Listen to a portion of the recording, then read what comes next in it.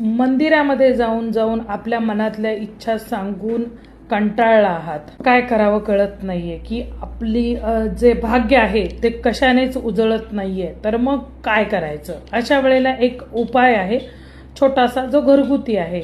एक काचेचा ग्लास घ्यायचा आहे, त्यामध्ये पाणी भरून घ्यायचं आहे आणि तुमची जी काही तुमचं दुःख, तुमच्या मनातली प्रत्येक गोष्ट जी आहे ती त्या पाण्याबरोबर बोलायची आहे.